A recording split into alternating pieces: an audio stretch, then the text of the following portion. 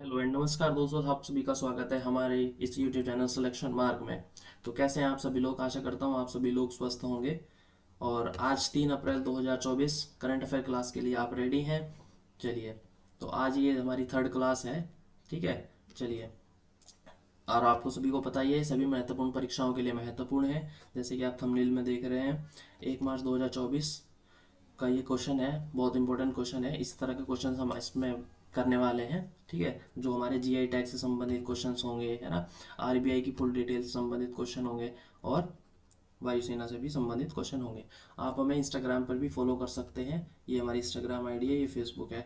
अगर आप इसकी पीडीएफ चाहते हैं तो पीडीएफ के लिए हमारे इस नंबर पर व्हाट्सअप कर सकते हैं, आपको पीडीएफ मिल जाएगी। ठीक है, चलिए शुरू करते हैं। और अगर आप अब तक आपने हमारे यूट्यूब चैनल को सब्सक्राइब नहीं किया है तो प्लीज़ जाके सब्सक्राइब कीजिए और बेल आइकन प्रेस कीजिए। ठीक है, ताकि हमारे द्वारा बनाई हुई वीडियो आप सभी लोगों के पास सबसे पहले पहुंचे। चलिए शुरू करते हैं आज की पहली क्लास। पहला क्वेश्चन।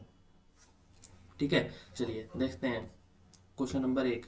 मार्च 2024 में असम, उत्तर प्रदेश और त्रिपुरा और मेघालय राज्यों से कितने नए उत्पादन भौगोलिक संकेत यानी कि जीआई टैग, है ना, ज्योग्राफिकल इंडिकेशन टैग्स रजिस्ट्री में जोड़े गए हैं? तो ठीक है, ऑप्शन नंबर ए 11, बी 22, सी 33 और डी 44। तो राइट आंसर बताएंगे। राइट आंसर हो जाएगा हमारा ऑप्शन नंबर बी 22। ठीक है, जैसे आप देख रहे हैं प्रत्येक स्टेट का अलग अलग अपने ज्योग्राफिकल इंडिकेशन टैग्स होते हैं। चलिए, अगर हम इसकी डिटेल की बात करें तो डिटेल में हम कैसे करेंगे, इसका थोड़ा सा डिटेल लिख देते हैं।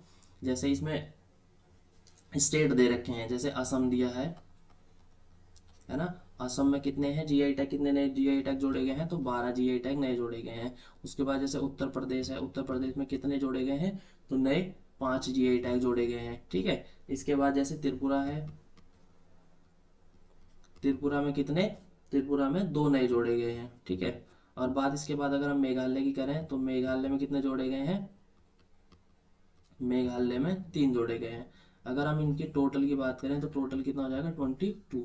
ठीक है, चलिए अगर हम बात असम की करें तो असम में कुछ दो एक इंपॉर्टेंट नाम है, वो बता देता हूँ मैं आपको, नोट कर लीजिए। साथ ही साथ आप क्लास के नोट्स बना सकते हैं जो कि आपको परीक्षा के समय हेल्पफुल रहेंगे। ठीक है, चलिए जैसे इसका एक है पानी मेटेका, पानी मेटेका। ठीक है जी। इसके बाद जैसे बीहू ढोल है, बीहू ढोल। ठीक, ठीक है। एक है बोड़ो, दो खोना, बोड़ो दो खोना। बोड़ो दो खोना क्या है? महिलाओं द्वारा पहने जाने वाली पारंपरिक पोशाक है। ठीक है, और एक इसी में बोड़ो गमछा है। क्या है? एक बोड़ो गमछा। ठीक है जी, बोड़ो गमछा पुरुषों द्वारा पहने जाने वाली पारंपरिक पोशाक है। ठीक है, और बात अगर जैसे उत्तर प्रदेश की करें तो उत्तर प्रदेश में क्या है? उत्तर प्रदेश में है बनारसी, बनारसी ठंडाई, बनारसी ठंडाई जिसमें दूध मेवा इत्यादि मिला करके बनाया जाता है। ठीक है, एक है यहाँ बनारसी ढोलक, ये तबला। ठीक है, बनारसी तबला। ठीक है, अगर बात त्रिपुरा की करें तो त्रिपुरा में एक नोट कर लीजिए आप, पचरा। पचरा क्या है ये? पचरा रिगनाई, पचरा पूरा नाम है इसका, पचरा रिगनाई। ठीक है, पारंपरिक पोशाक है ये भी। ठीक है, चलिए अगर आप चाहते हैं कि जीआई टैग से संबंधित जितने भी जीआई टैग हैं सभी स्टेट्स के ना, उसकी क्लास लाई जाए तो कमेंट बॉक्स में कमेंट करके बता दीजिए, मैं एक उसकी क्लास रेडी कर दूंगा। ठीक है, चलिए नेक्स्ट क्वेश्चन की तरफ चलते हैं।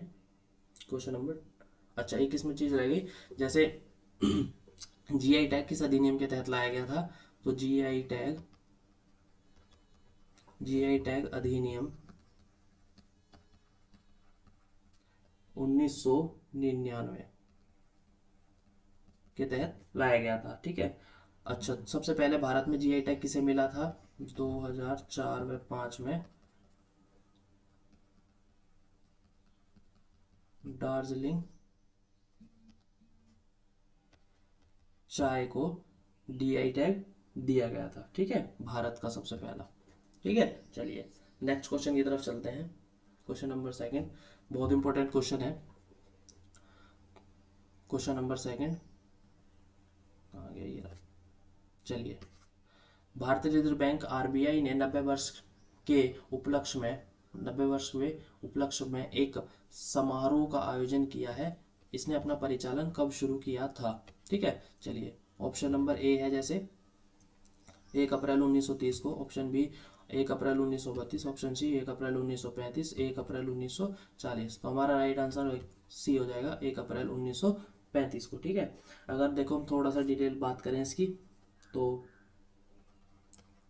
आरबीआई के अभी अगर बात करें आरबीआई का नेशनलाइजेशन कब हुआ था, राष्ट्रीयकरण कब हुआ था, आरबीआई का राष्ट्रीयकरण है ना, नेशनलाइजेशन कब हुआ था? तो ये हुआ था 1 जनवरी 1949 को। ठीक है, 1 जनवरी 1949 को। अगर हम बात करें आरबीआई के गवर्नर कौन है, तो आरबीआई के गवर्नर कौन है? आरबीआई के गवर्नर कौन है? शक्तिकांत दास। शक्तिकांत दास कौन से गवर्नर है, कौन से नंबर के? तो ये 25वें नंबर के हैं। अगर बात करें हम तो फिर 24वें नंबर के कौन है, 24th के कौन है? तो ये है डॉक्टर उर्जित पटेल। उर्जित पटेल जी हैं। ठीक है, चलिए ऑप्शन नंबर सी इसका हमारा राइट आंसर हो जाएगा। अगर आप मुझे और जैसे मैं बता देता हूँ जी, सबसे पहले जब इसकी स्थापना हुई थी, स्थापना दिवस पूरा टोटल कैसे है, 1 अप्रैल 1935 में स्थापना हो गई। सबसे पहले इसका हेडक्वार्टर कहाँ था जी? तो हेडक्वार्टर था इसका कलकत्ता में। ठीक है, 1937 में इसका कॉल हेडक्वार्टर कहाँ स्थानांतरित कर दिया था? तो ये कर दिया था मुंबई में। ठीक है, अभी भी इसका हेडक्वार्टर कहाँ है? मुंबई में है। ठीक है, अगर हम बात करें इसके उप गवर्नर की, उप राज्यपाल या उप गवर्नर, उप गवर्नर उप गवर्नर उप गवर्नर की बात करें तो कौन है? उप गवर्नर स्वामीनाथन जानकी रमन। स्वामीनाथन जानकी रमन। ठीक है जी। इसके अलावा अगर हम बात करें एसबीआई के एमडी या सीईओ कौन है? एसबीआई के कौन है? तो ये हो जाएंगे हमारे दिनेश कुमार खारा जी। ठीक है, दिनेश कुमार खारा। अगर बात करें हम बैंक ऑफ इंडिया के कौन है सीईओ? Bank of India. ठीक है, इसके कौन है? तो रजनीश कर्नाटक है जी। कौन है? रजनीश कर्नाटक। अगर हम बात करें पंजाब नेशनल की कौन है, तो ये कौन है जी? अतुल कुमार गोयल।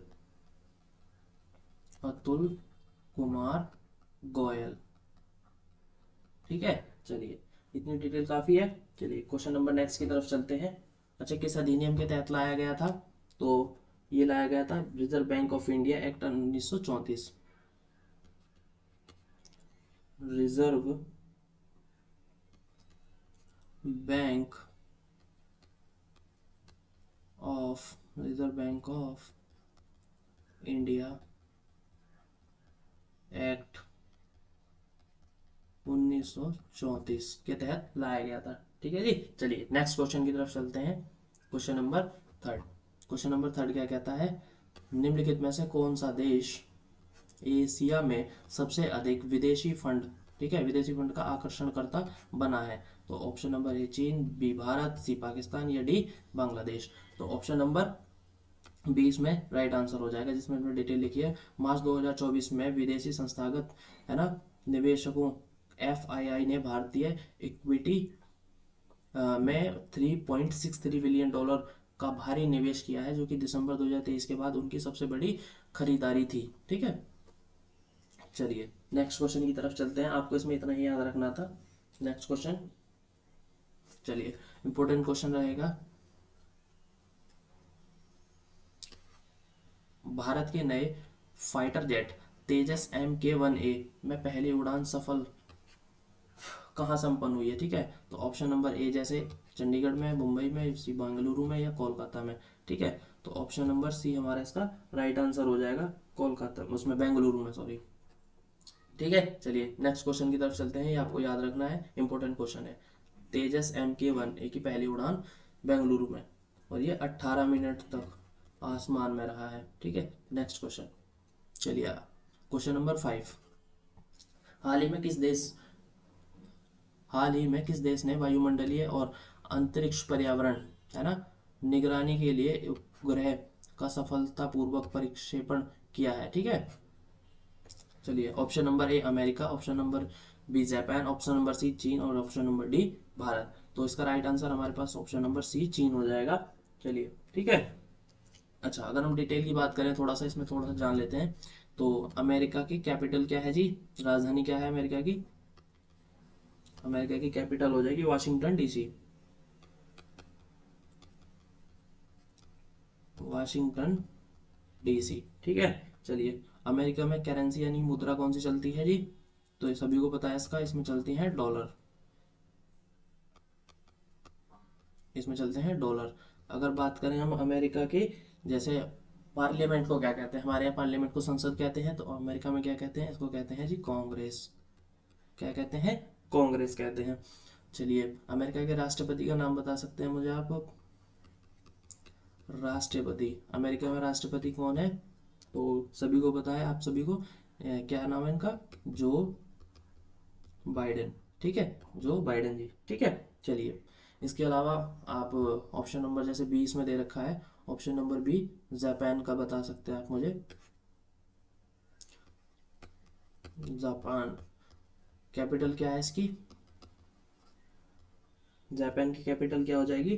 टोक्यो। जापान की कैपिटल हो जाएगी टोक्यो। अच्छा, यहाँ मुद्रा कौन सी चलती है, करेंसी कौन सी चलती है? करेंसी चलती है यहाँ येन, ठीक है। चलिए, यहाँ जो पार्लियामेंट है उसका नाम क्या है जी? जिसका नाम है डाइट, ठीक। चलिए, पीएम का नाम बताओ। जापान में पीएम, प्राइम मिनिस्टर कौन है? तो ये कौन है? Fumio Kishida. Fumio Kishida, Fumio Kishida, ठीक है जी। चलो नेक्स्ट क्वेश्चन, जैसे ऑप्शन नंबर, चीन के भी बारे में बात कर लेते हैं। चीन का कैपिटल क्या हो जाएगा? चीन का कैपिटल, राजधानी क्या हो जाएगी इसकी? बीजिंग। कैपिटल क्या हो जाएगी? बीजिंग। चलिए, यहाँ की पार्लियामेंट को क्या कहते हैं? तो इसको कहते हैं पीपुल्स कांग्रेस। क्या कहते हैं? पीपुल्स कांग्रेस। चलिए, राष्ट्रपति सभी को पता है, यहाँ चीन में राष्ट्रपति कौन है जी? चलिए, राष्ट्रपति का नाम बताएंगे, सी जिनपिंग। सी जिनपिंग,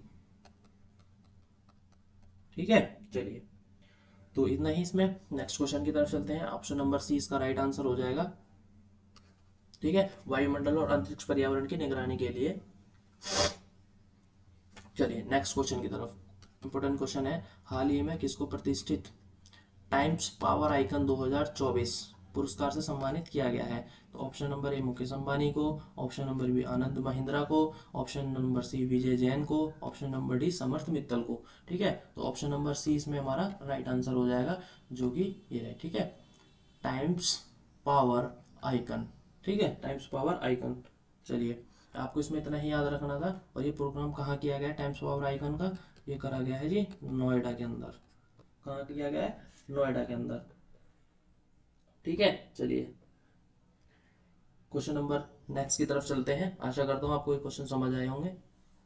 चलिए, क्वेश्चन नंबर 7, बहुत इंपॉर्टेंट क्वेश्चन है, और ये मैं अभी हाल ही जब 2 क्वेश्चन पहले ही मैंने अभी आंसर बताया भी इसका सर, ये डिटेल बात करी भी है। भारतीय रिजर्व बैंक यानी कि आरबीआई का राष्ट्रीयकरण, नेशनलाइजेशन कब हुआ था? तो आप सभी बता सकते हैं 1 जनवरी 1949 को इसका नेशनलाइजेशन हुआ था, ठीक है। चलिए नेक्स्ट क्वेश्चन की तरफ चलते हैं, क्वेश्चन नंबर 8।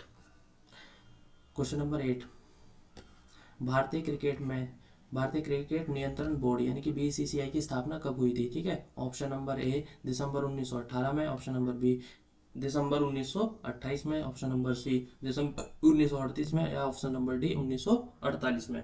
तो आप हमसे राइट आंसर बताएंगे। 1 दिसंबर 1928 इसका राइट आंसर हो जाएगा। कहाँ हुई थी? मद्रास में। ठीक है, 1 दिसंबर 1928 को मद्रास यानी कि वर्तमान में चेन्नई में, मद्रास में 1960 अधिनियम के तहत की गई थी। ठीक है जी, चलिए आगे चलते हैं। इस क्वेश्चन का इतना ही, ऑप्शन नंबर 20 का राइट आंसर हो जाएगा। नेक्स्ट क्वेश्चन,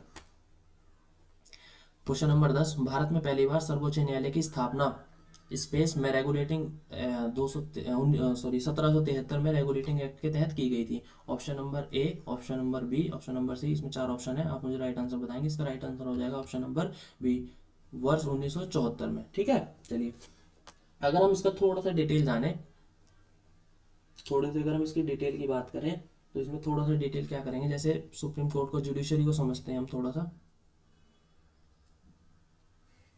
ठीक है जी, ये क्या है हमारे पास? सुप्रीम कोर्ट है। ये क्या है जी? हाई कोर्ट है। और ये क्या है? डिस्ट्रिक्ट कोर्ट है। सर्वोच्च न्यायालय क्या है हमारा? सुप्रीम कोर्ट शीर्ष न्यायिक संस्था है ये है जी शीर्ष न्यायिक संस्था। ठीक है, आप इसको नोट भी कर सकते हैं। चलिए सुप्रीम कोर्ट की संख्या आप सभी को पता है हमारे भारत में एक ही है। हाई कोर्ट की संख्या कितनी है? 25 है। अगर हम बात करें सुप्रीम कोर्ट की स्थापना कब हुई थी, तो ये हुई थी 28 जनवरी 1950 को, है ना? भारत के लोकतांत्रिक गणराज्य बनने के 2 दिन बाद। ठीक है, 26 जनवरी 1950 के 2 दिन बाद 28 जनवरी 1950 को। अगर हम बात करें कि जो हमारे सुप्रीम कोर्ट के चीफ जस्टिस ऑफ इंडिया हैं, चीफ जस्टिस ऑफ इंडिया कौन है? तो ये है DY चंद्रचूड़। कौन है? DY चंद्रचूड़। ठीक है जी, चलिए अगर हम बात करें सुप्रीम कोर्ट की, सुप्रीम कोर्ट कॉन्स्टिट्यूशन में पार्ट किस पार्ट में दिया है? तो पार्ट 5 में, भारतीय संविधान में पार्ट 5 में दे रखा है। अगर आर्टिकल की बात करें किस आर्टिकल में इसका वर्णन है, तो 100 आर्टिकल 124 124 से लेकर 147 तक। ठीक है, अगर बात हाई कोर्ट की करें तो हाई कोर्ट किस पार्ट में है? हाई कोर्ट दे रखा है पार्ट 6 में। अगर हम हाई कोर्ट के आर्टिकल्स की बात करें किस आर्टिकल में है, तो आर्टिकल हो जाएंगे इसके 214 214 से लेकर आर्टिकल 232 तक। ठीक है, अगर हम डिस्ट्रिक्ट कोर्ट की बात करें तो डिस्ट्रिक्ट कोर्ट भी किस में है? पार्ट 6 में है। ठीक है जी, अगर हम आर्टिकल की बात करें किस आर्टिकल में है? आर्टिकल 233 से लेकर आर्टिकल 237 तक, 237 तक। ठीक है, चलिए अगर हम सुप्रीम कोर्ट की बात करें तो इसमें थोड़ा समझने वाला ये है, सुप्रीम कोर्ट एक तो इसमें चीफ जस्टिस ऑफ इंडिया होते हैं और अदर जज होते हैं। अदर जज, चीफ जस्टिस ऑफ इंडिया एक होता है और उसके अलावा अन्य जज, जैसे 1950 में चीफ जस्टिस ऑफ इंडिया एक थे और इनके अलावा 7 अन्य जज भी थे। कब के?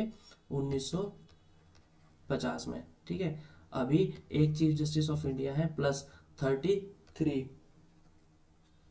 अन्य जज भी हैं इसमें। ठीक है जी, कब? 2024 में, 2024 में। ठीक है, चलिए अच्छा अगर बात करें मैं अन्य जज की संख्या या चीफ जस्टिस की संख्या या सुप्रीम कोर्ट में जजों की संख्या निर्धारण कौन करता है, तो इसका निर्धारण कौन करता है? संसद करती है। कौन करता है? संसद करती है। अच्छा, सुप्रीम कोर्ट का चीफ जस्टिस ऑफ इंडिया को कौन अपॉइंट करता है? चीफ जस्टिस ऑफ इंडिया को अपॉइंट कौन करता है? तो राष्ट्रपति करता है। कौन करता है जी? राष्ट्रपति। चलिए इतना ही। अगर बात करें, जैसे एक क्वेश्चन है कि आर्टिकल, हाँ वेतन, है ना, चीफ जस्टिस ऑफ इंडिया का वेतन कितना होता है या किस आर्टिकल में दिया है? तो आर्टिकल 221 में है। आर्टिकल 200, वेतन 221 में है। आर्टिकल 221 में, और है कितना वेतन? 2,80,000। 80 के। ठीक है, चलिए नेक्स्ट क्वेश्चन की तरफ चलते हैं। इसमें इतना ही डिटेल, आशा करता हूँ आपको पसंद आई होगी। चलिए क्वेश्चन नंबर 12।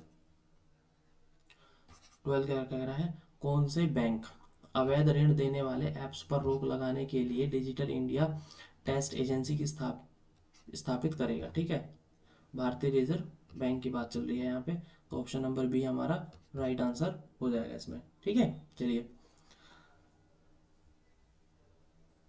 भारतीय रिजर्व बैंक आरबीआई ने साइबर फ्रॉड पर लगाम लगाने के लिए अवैध लोन देने वाले ऐप पर रोक लगाने के लिए डिजिटल इंडिया टेस्ट एजेंसी यानी कि DIGITA का गठन किया पर विचार किया है। नई दिल्ली यानी कि देश में अवैध लोन देने वाले ऐप तेजी से बढ़ रहे हैं।